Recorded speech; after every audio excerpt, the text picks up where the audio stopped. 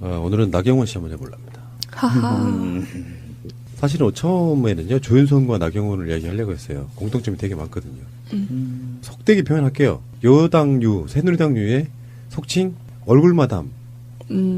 실제로 이 두 분 다 굉장한 성형 의혹이 있는 조윤선과 나경원을 해보려고 했었는데 되게 비슷해요. 두 사람 다 서울대에 나왔죠. 물론 조윤선은 서울대 법학과를 나온 건 아니에요. 어쨌든 간에 두 사람은 나란히 서울대를 나오고 정치권에 들어온 것도 이회창 때 2002년 이회창 대선 후보 때 대변인 법률특보 이런 식으로 발탁되는 거거든요. 이회창 퀴즈네요? 네, 그렇죠. 근데 나경원이 조금 더 관심을 많이 받았어요. 그리고 조윤선이 뒤를 따라가는 건데 오늘 이야기할 건 그런 지점은 아닌데 재밌는 게 이제 최근에 박근혜 씨 얼굴의 시술 문제가 굉장히 핵심 중에 하나잖아요. 근데 내가 봤을 때는 박근혜가 나경원 조윤선을 따라가려고 했다는 그 느낌이 좀 있어요. 실제로 한 연령대를 보면 거의 띠동갑 수준이거든요. 근데 정치인은 사실 컨텐츠로 말하면 되는데 시대가 이제 다원화되고 SNS 시대도 되고 그러면서 정치인들이 연예인화됩니다. 그래서 어느 정도 외모도 경쟁력이 좀 필요해요. 일상적으로도 좀 잘 사는 부류의 사람들은 외모 가꾸는 게 굉장히 신경 쓰는 시대가 됐잖아요.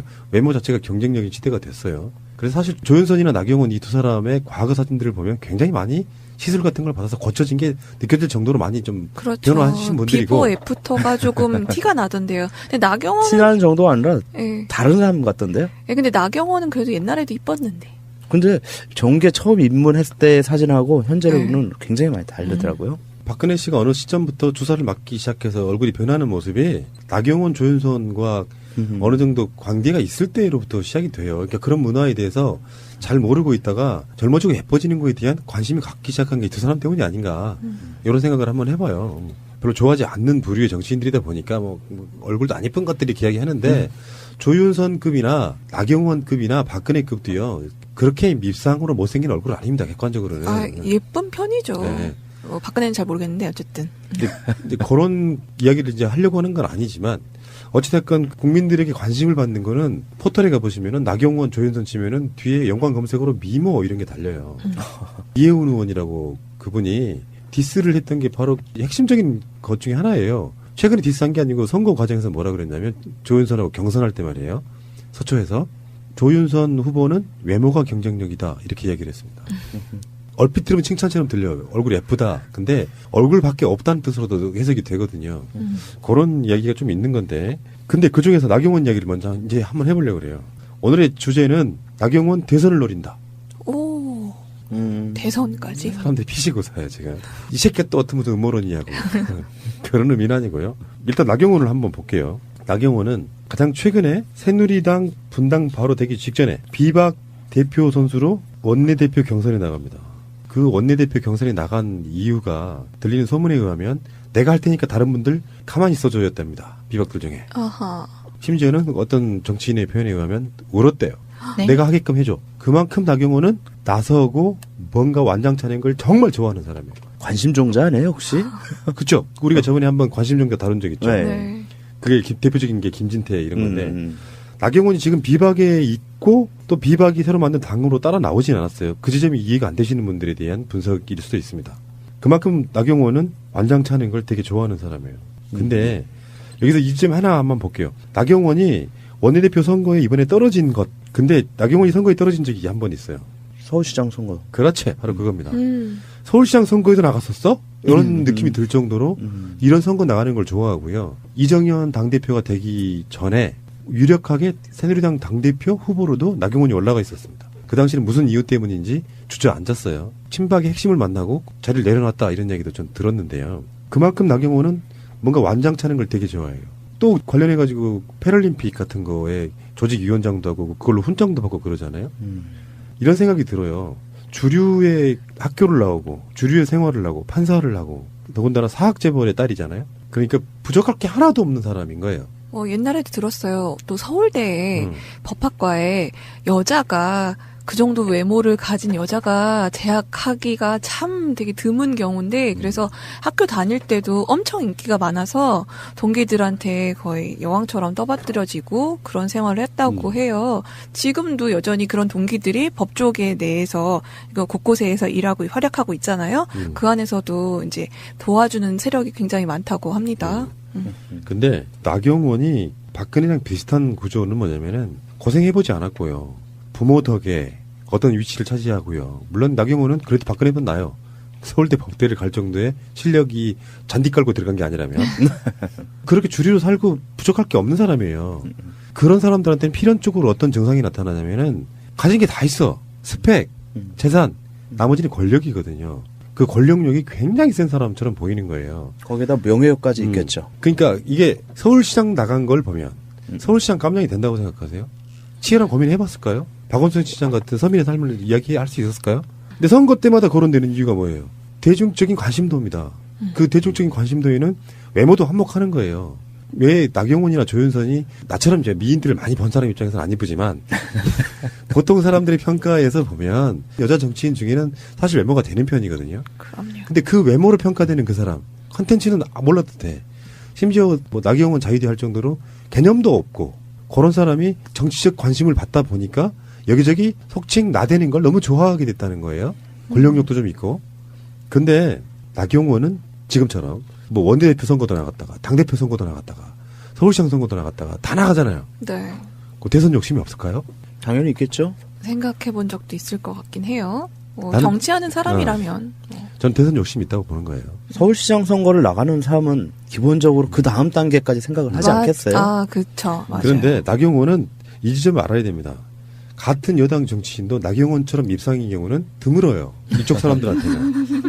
그러니까 치명적인 약점들을 너무나 잘 알고 있죠. 딸 부정 입학 관련한 것도 있고 뭐 자유대는 말할 것도 없고 이명박 시절에 4대강 전도사처럼 토론회라면 토론회 촉촉 다 나와가지고 말도 안 되는 논리 갖고 4대강 찬성했던 사람이에요. 아하. 그렇죠. 그런 과거가 있는 사람이에요. 거기에다가 그 유명한 주어는 없습니다 드립도 있었고. 그런 사람이다 보니까 설마 이 사람이 대선 생각하고 있겠어 하지만 저는 아니라고 보는 거예요. 일설에는 그래요. 개혁보수신당, 이 개보신당에 나가서 원래는 원내대표를 하려고 했다. 근데 거기는 지금 시간이 촉박하니까 일정상 서로 합의 추대를 해서 올려요. 일단 급한 게 원내대표니까. 자기가 하려고 했는데 나경원을 합의 추대하는 그쪽 주류가 나경원을 합의 추대할 만한 여건이 안 됐다는 거예요.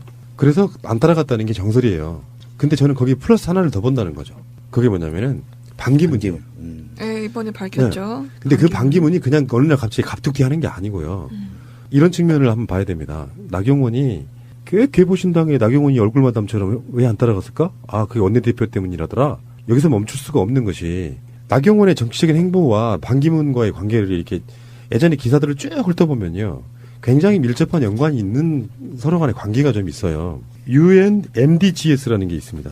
새천년 개발 목표 이런 포럼이 있는데요. 이런 행사에 꽤 오래전 기사예요. 2010년인가 그럴 거예요. 2010년 정도에 그런 행사가 있었는데 그 당시에 그 행사에 나경원 의원이 국회의원으로 유일하게 참여한다든지 그리고 반기문 유엔 사무총장이 강연한다든지 하면서 나중에 나경원 씨하고 반기문 씨하고 또 다른 행사장에서 이렇게 만나가지고 나경원이 외교통상위원장 이런 걸 했어요. 지난 국회 때.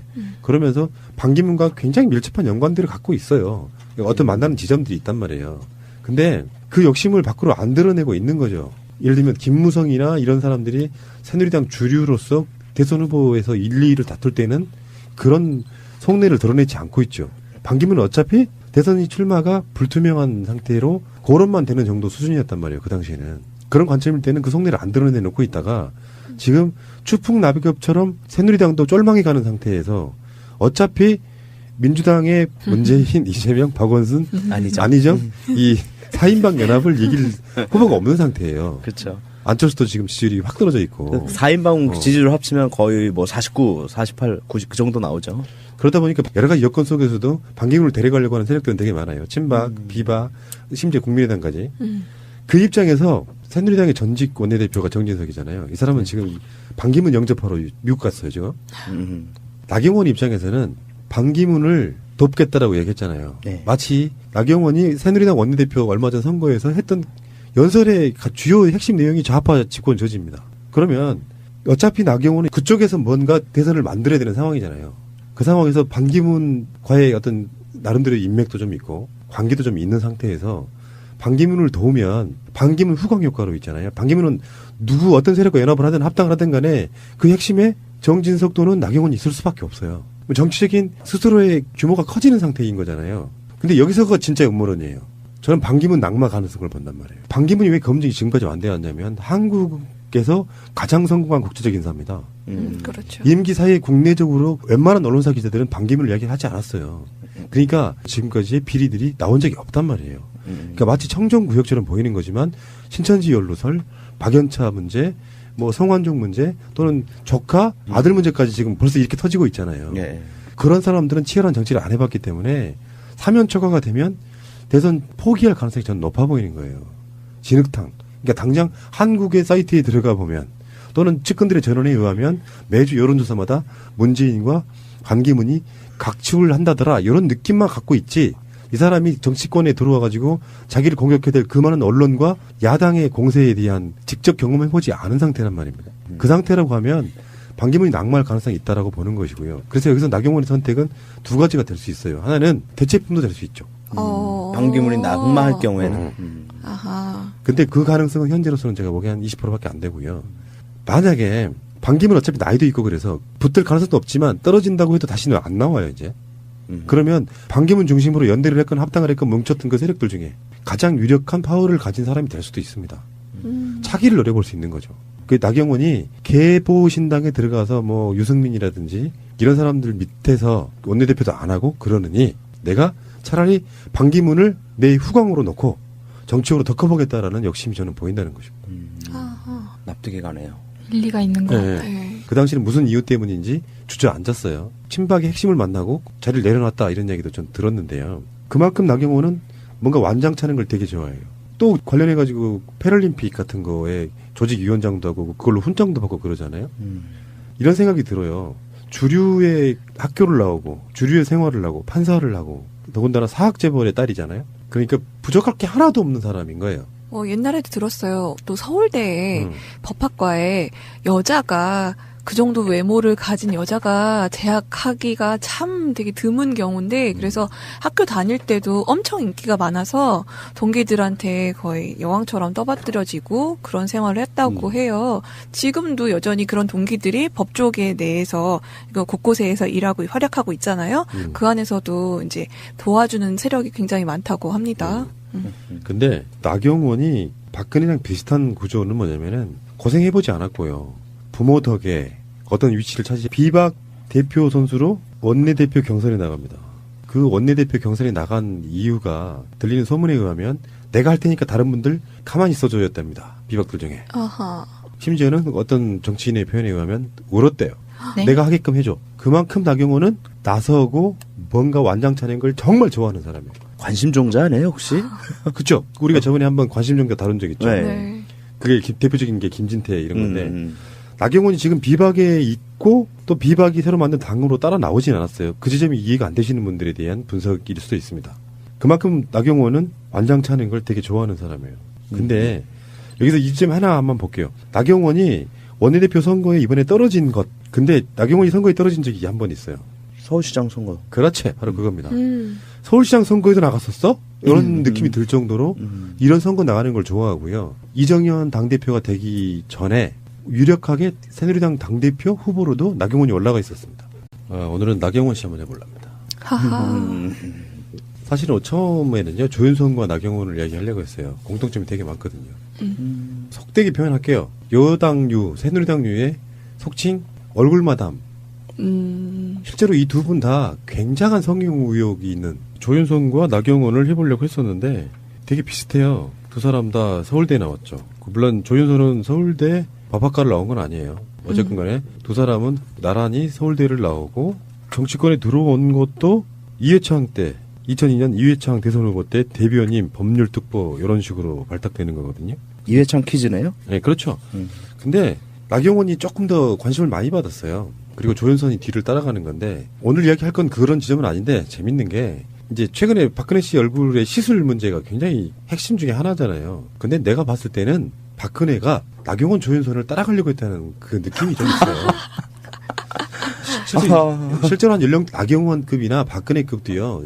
그렇게 밉상으로 못생긴 얼굴 아닙니다. 객관적으로는. 예쁜 편이죠. 네. 박근혜는 잘 모르겠는데 어쨌든. 이제 그런 이야기를 이제 하려고 하는 건 아니지만 어찌됐건 국민들에게 관심을 받는 거는 포털에 가보시면은 나경원, 조윤선 치면은 뒤에 연관 검색어로 미모 이런 게 달려요. 이혜훈 의원이라고 그분이 디스를 했던 게 바로 핵심적인 것 중에 하나예요. 최근에 디스한 게 아니고 선거 과정에서 뭐라 그랬냐면 조윤선하고 경선할 때 말이에요.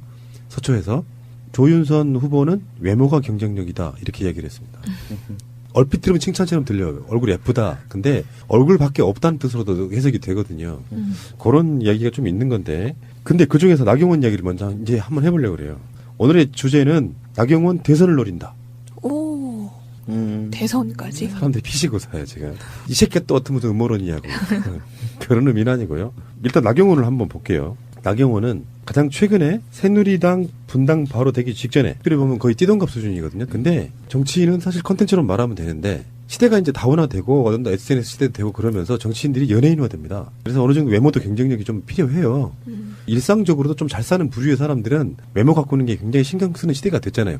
외모 자체가 경쟁력인 시대가 됐어요. 그래서 사실 조윤선이나 나경원 이 두 사람의 과거 사진들을 보면 굉장히 많이 시술 같은 걸 받아서 고쳐진 게 느껴질 정도로 많이 좀 그렇죠. 변화하신 분들이고 비포 애프터가 조금 티가 나던데요. 근데 나경원은 친한 정도가 아니라 예. 다른 사람 같던데요? 예, 근데 나경원은 그래도 옛날에도 이뻤는데.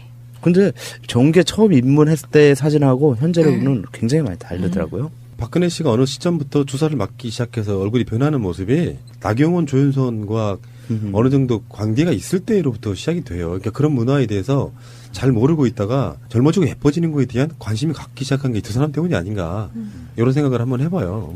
별로 좋아하지 않는 부류의 정치인들이다 보니까 뭐 얼굴도 안 예쁜 것들이 이야기하는데 조윤선급이나